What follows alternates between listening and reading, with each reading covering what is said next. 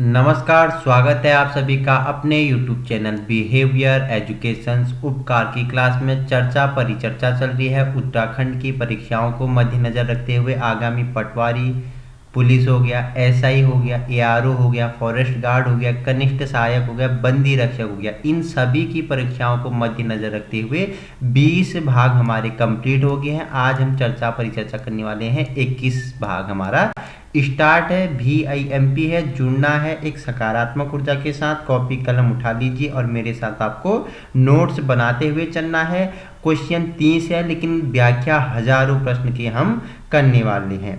माना कि सफलता पाना इतना आसान नहीं है, पर कोशिश करने वालों के लिए कुछ भी मुश्किल नहीं है। तो 147 प्रश्न हमने कर लिए हैं। आज हम चर्चा परिचर्चा करेंगे 148 से आगे। तो प्रश्न नंबर 148 है आपके लिए, रामचरितमानस की भाषा क्या है बेटा? तो जो रामचरितमानस है किस भाषा में वर्णित है बेटा? तो अवधी भाषा में लिखित है रामचरितमानस। किसके द्वारा लिखित है मुझे बता दीजिए फटाफट। तो किसके द्वारा लिखित है रामचरितमानस? तो बेटा किसके द्वारा लिखित है? गोस्वामी तुलसीदास की कृति है रामचरितमानस बेटा। ठीक है, इसमें कितने कांड हैं? प्रश्न नंबर नेक्स्ट पूछ रहा है रामचरितमानस में कितने कांड हैं बेटा? तो 7 कांड है रामचरितमानस में। और कितने श्लोक हैं बेटा बता दो मुझे फटाफट। 7 कांड और 24,000 श्लोक हैं बेटा। कितने? 24,000 श्लोक हैं रामचरितमानस में। उन 7 कांडों के नाम मुझे बता दीजिए फटाफट कि 7 कांड कौन कौन से हैं। पहला आपका बालकांड हो गया, दूसरा अयोध्या कांड, तीसरा अरण्य कांड, चौथा आपका किष्किंधा कांड, पांचवा सुंदरकांड, छठा लंका कांड जिसे युद्ध कांड भी कहते हैं, सातवां आपका उत्तरकांड। तो 7 कांडों के नाम मैंने बता दिए। 24,000 श्लोक हैं, अवधी भाषा में वर्णित है, गोस्वामी तुलसीदास द्वारा रचित है। ठीक है, क्वेश्चन नंबर 150 है आपके लिए, दिवसावसान का समय, मेघमय आसमान से उतर रही है, वह संध्या सुंदरी परी सी धीरे धीरे। इस पंक्ति के रचनाकार कौन है बेटा? हमारे छायावादी कवि हैं सूर्यकांत त्रिपाठी जी ने क्या बोलते हैं, दिवसावसान का समय मेघमय आसमान से उतर रही है, वह संध्या सुंदरी परी सी धीरे धीरे। इस पंक्ति के रचनाकार कौन है? सूर्यकांत त्रिपाठी निराला जी। ठीक है, क्वेश्चन नेक्स्ट है, अंग्रेजी भाषा को भारत में शिक्षा के माध्यम से आरंभ किसके द्वारा किया गया? तो लॉर्ड मैकाले ने क्या अंग्रेजी शिक्षा को क्या बेटा भारत में शिक्षा के माध्यम से अंग्रेजी भाषा को आरंभ किया गया। हिंदी का आदि कवि किसे माना जाता है? तो स्वयंभू को बेटा क्या हिंदी का आदि कवि माना जाता है।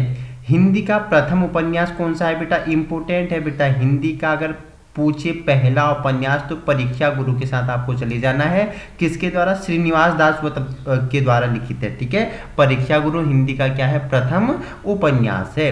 क्वेश्चन नंबर 154 है, सभी VIMP है ये आपके लिए। ठीक है, हिंदी का प्रथम एकांकी कौन सा है बेटा? तो जयशंकर प्रसाद द्वारा रचित है। प्रथम हिंदी का एकांकी पूछे तो एक घूट हो गया बेटा। ठीक है, स्कंदगुप्त, ध्रुव स्वामिनी, चंद्रगुप्त, ये सब किसके हैं बेटा? ये सभी क्या है? हमारे छायावादी कवि हैं जयशंकर प्रसाद, जिन्हें छायावाद के ब्रह्मा के नाम से जाना जाता है। झारखंडी और कलाधर के नाम से भी इन्हें जाना जाता है। VIMP है, पूछ ले हिंदी का प्रथम जो एकांकी है कौन सा है? एक घूट है। किसके द्वारा बेटा? किसका है? जयशंकर प्रसाद आपका आंसर हो जाएगा। क्वेश्चन नंबर नेक्स्ट है 155 आपके लिए, हिंदी का प्रथम पत्र कौन सा है बेटा? तो उदंड मार्तंड हिंदी का क्या है? प्रथम पत्र है। वहीं हिंदी की प्रथम पत्रिका कौन सी है बेटा? संवाद कौमुदी है बेटा। आपको मैंने बताया था क्या थे? प्रसिद्ध समाज सुधारक हुआ करते थे जिनका नाम था बेटा क्या? राजा राम मोहन राय। उनका प्रसिद्ध ये पत्र कृति था संवाद कौमुदी। कहाँ से प्रकाशित होता है बेटा? कोलकाता से ये प्रकाशित होता है संवाद कौमुदी। किसकी मैंने बताया किसकी पत्रिका थी? तो राजा राम मोहन राय के, जिन्होंने सती प्रथा का अंत बेटा 1829 में किया था। उस समय गवर्नर कौन थे? लॉर्ड विलियम बेंटिंग के साथ मिलके। ठीक है, याद रखना। क्वेश्चन नंबर 157 है आपके लिए, हिंदी की वर्णमाला में कितने स्वर और कितने समस्वर होते हैं बेटा? 11 स्वर होते हैं और 33 समस्वर होते हैं, याद रखना है। ठीक है, हिंदी के किस समाचार पत्र में खड़ी बोली को मध्यदेशी भाषा कहा गया है? तो बनारस अखबार में क्या जो क्या है खड़ी बोली है उसे मध्यदेशीय भाषा कहा गया है। क्वेश्चन नंबर 159 है, हिंदी के प्रथम कवि कौन है बेटा? तो सिद्ध सरहप्पा क्या है? हिंदी के प्रथम कवि हैं। वहीं हिंदी के प्रथम गद्यकार कौन है बेटा, तो गद्यकारक का नाम पूछे तो लल्लू लाल के साथ आपका क्या चली जाएगा, आंसर चले जाएगा। हिंदी के सर्वप्रथम गीत लेखक कौन है बेटा, तो विद्यापति हिंदी के क्या है, सर्वप्रथम गीत लेखक हैं। हिंदी के सर्वप्रथम दैनिक समाचार पत्र कौन सा है बेटा, सुधावर्षण है बेटा, ठीक है। अगर पत्रिका पूछे तो मैंने क्या पता, संवाद कौमुदी बताया। अगर पूछे दैनिक समाचार पत्र पूछे तो बेटा सुधावर्षण हो गया। अगर खाली पत्र पूछे तो बेटा उदंत मार्तंड हो गया, ठीक है, याद रखना। अगर दैनिक समाचार पत्र पूछे तो सुधावर्षण हो गया।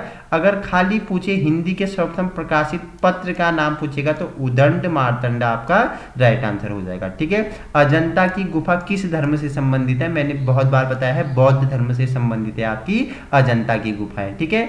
अटल बिहारी वाजपेयी हिंदी विश्वविद्यालय कहाँ स्थित है बेटा, तो भोपाल। कहाँ है, मध्य प्रदेश में स्थित है ये कौन सा, अटल बिहारी वाजपेयी हिंदी विश्वविद्यालय। अतीत के चलचित्र के रचनाकार कौन है बेटा, मैंने बताया था एक चित्र अपने मन में बसा लो, किसकी बसा लो बेटा, महादेवी वर्मा जी की बसा लो। तो अतीत के चलचित्र किसके हैं बेटा, तो महादेवी वर्मा जी इसकी क्या है, रचनाकार है। महादेवी वर्मा जी को किस कृति के लिए ज्ञानपीठ पुरस्कार दिया गया था, तो यामा के लिए इन्हें क्या ज्ञानपीठ पुरस्कार दिया गया था। आधुनिक युग के मीरा के नाम से इन्हें जाना जाता है। क्वेश्चन नंबर नेक्स्ट है 167, अपभ्रंश का वाल्मीकि किसे कहा गया है बेटा, अपभ्रंश का वाल्मीकि किसे, स्वयंभू को कहा गया है। अपभ्रंश भाषा के प्रथम व्याकरणाचार्य कौन थे बेटा, व्याकरणाचार्य कौन है अपभ्रंश भाषा के प्रथम, हेमचंद्र के साथ आपको चले जाना है। अगर अपभ्रंश के वाल्मीकि पूछे तो स्वयंभू हो गया, और अपभ्रंश के व्याकरणाचार्य पूछे तो हेमचंद्र हो गया, ठीक है। वही नेक्स्ट प्रश्न है आपके लिए, अपभ्रंश में कृष्ण काव्य के प्रणेता कौन थे, तो बेटा तो पुष्पदंत आपका क्या हो जाएगा, राइट आंसर हो जाए। अपभ्रंश के कृष्ण काव्य के प्रणेता पूछे तो पुष्पदंत के साथ आंसर चला जाएगा।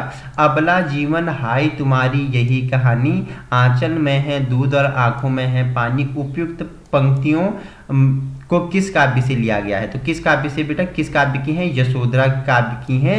अबला जीवन हाय तुम्हारी यही कहानी, आंचल में है दूध और आंखों में है पानी, कौन से काव्य से लिए गए हैं, यशोधरा काव्य से लिए गए हैं। अभिलेखों का अध्ययन क्या कहलाता है, एपिग्राफी कहते हैं बेटा। जो अभिलेख होते हैं इन्हें क्या बोलते हैं, एपिग्राफी कहते हैं। अमीय हलाहल मद भरे श्वेत श्याम रत्नार, जियत मरत झुकी झुकी परत, जेत चितवन एक बार, प्रस्तुत पंक्ति के रचनाकार कौन है बेटा, रसलीन क्या बोलते हैं, अमीय हलाहल मत भरे श्वेत श्याम रत्नाल, जियत मरत झुकी झुकी परत, जे ही चितवन एक बार, किसके द्वारा रचित है बेटा, रसलीन के द्वारा रचित है, ठीक है। अमीर खुसरो ने किसके विकास में अग्रणी भूमिका निभाई, बेटा मैंने बताया था तोता ए हिंद के नाम से जाना जाता है अमीर खुसरो को, जिन्होंने खड़ी बोली की भाषा में क्या अग्रणी भूमिका निभाई। बेटा देखो अमीर खुसरो ने जिन मुकरियों पहेलियों और दो सुखनों की रचना की थी उसकी मुख्य भाषा क्या थी, तो बेटा इन्होंने खड़ी बोली पर अधिक भाषा दी है, और जिन मुकरियों पहेलियों और सुखनों की रचना की थी उनकी भाषा क्या थी, खड़ी बोली थी, ठीक है।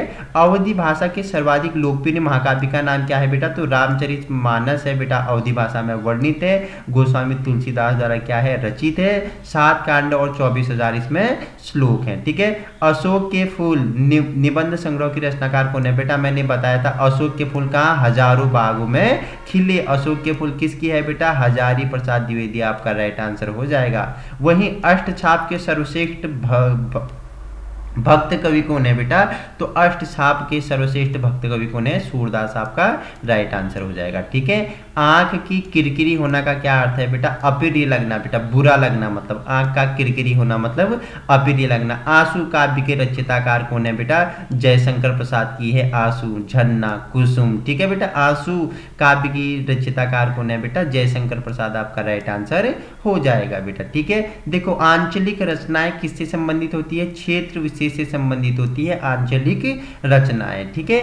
देखो आचार्य रामचंद्र शुक्ल ने त्रिवेणी में किन 3 महाकवियों की समीक्षा प्रस्तुत की है, तो सूर, तुलसी और जायसी का क्या किया है बेटा, इन्होंने समीक्षाएं की हैं आचार्य रामचंद्र शुक्ल ने। आत्मजयी के रचयिताकार कौन है बेटा, कुंवर नारायण की रचना है आत्मजयिता, ठीक है। आत्मनिर्भरता निबंध के रचनाकार कौन है, बालकृष्ण भट्ट है बेटा, आत्मनिर्भरता निबंध किसकी है, बालकृष्ण भट्ट है। वहीं आधुनिक मानव के हाल का पूर्वज कौन है बेटा? तो बताओ मुझे। क्रोमेगगन मनुष्य है, ठीक है, क्रोमेगगन मनुष्य आपका राइट आंसर हो जाएगा। आधुनिक युग की मीरा किसे कहा गया है? बता दिया बेटा, महादेवी वर्मा जी को आधुनिक युग का क्या कहा जाता है? मीरा कहा जाता है। क्वेश्चन 186 है आपके लिए, आधुनिक युग के चरण कौन है बेटा? रामधारी सिंह दिनकर क्या है? आधुनिक युग के चरण है। आंध्र प्रदेश की राजकीय भाषा कौन सी है बेटा? आंध्र प्रदेश की राजकीय भाषा पूछी तो तेलुगु क्या हो जाएगा आपका?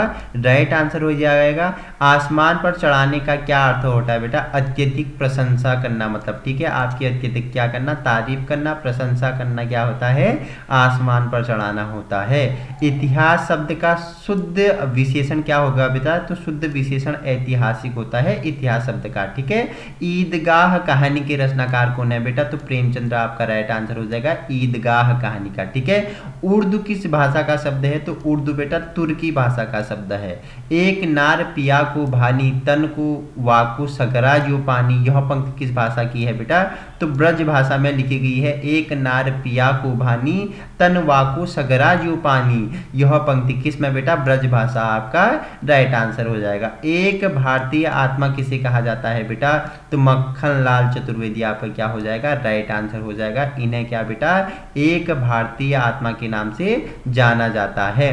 आष्ट्रिक भाषा समूह की भाषाओं को बोलने वाले को क्या कहा जाता है बेटा? तो किरात कहा जाता है। कट कटान कपि कुंजन भारी, दुहु भुजदंड तमा की महिमारी, ठीक है। डोलत धरिणी सभापत, खसे चले भजी भय मारुत ग्रसे। प्रस्तुत पंक्तियां की रचनाकार कौन है बेटा? तुलसीदास जी क्या बोलते हैं कि कट कटान कपि कुंजन भारी, दुहु भुजदंड तम की महिमारी, डोलत धरनी सभापत, खसे चलत बाज भय मारुत ग्रसे। कौन बोलते हैं? तुलसीदास की रचनाएं हैं, ठीक है। कठिन काव्य का प्रेत किस कवि को कहा जाता है बेटा? कठिन काव्य का प्रेत बेटा किसे कहा जाता है बेटा? केशवदास को कहा जाता है।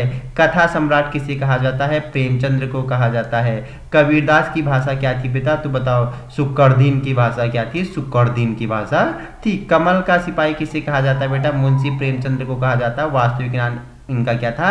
धनपत राय श्रीवास्तव था। कमल का सिपाही क्या है बेटा? इनकी जीवनी है, इनके पुत्र अमृताय द्वारा लिखित है, इनके मरणोपरांत, ठीक है। कवि कालिदास के अभिज्ञान शाकुंतलम का हिंदी अनुवाद किसने किया था बेटा? तो राजा लक्ष्मण सिंह ने किया था।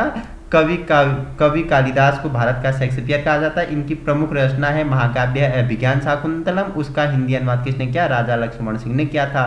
कस्तूरी कुंडल बसे किसकी आत्मकथा है बेटा? मैत्री पुष्पा की क्या है? आत्मकथा है कस्तूरी कुंडल, ठीक है। कादंबरी के लेखक कौन है बेटा? बाण भट्ट की रचना है कादंबरी, ठीक है। कामायनी किस प्रकार का ग्रंथ है बेटा? महाकाव्य है। किसकी है बेटा? जयशंकर प्रसाद की है। किस इतिहासकार ने सर्वप्रथम रीतिकालीन कवियों के सर्वाधिक परिचयात्मक विवरण दिए हैं? तो मिश्र बंधु आपका राइट आंसर हो जाएगा। उसके साथ आपका अंतिम क्वेश्चन है, किस काल को स्वर्ण काल कहा जाता है बेटा? भक्ति काल को स्वर्ण काल कहा जाता है। तो आज की श्रृंखला हमारी यहीं पे समाप्त होती है। हमने 60 VIMP क्वेश्चंस कंप्लीट कर लिए हैं। सभी आपके लिए क्या होंगे? कहीं न कहीं रामबाण लड्डू साबित होंगे, जो आपको 1 से 2 नंबर आने वाली परीक्षाओं में देंगे। अगर आपको इसी प्रकार की वीडियो चाहिए तो आप हमारे यूट्यूब चैनल बिहेवियर एजुकेशन उपकार की क्लास में क्या कर सकते हो? विजिट कर सकते हो। Thank you so much.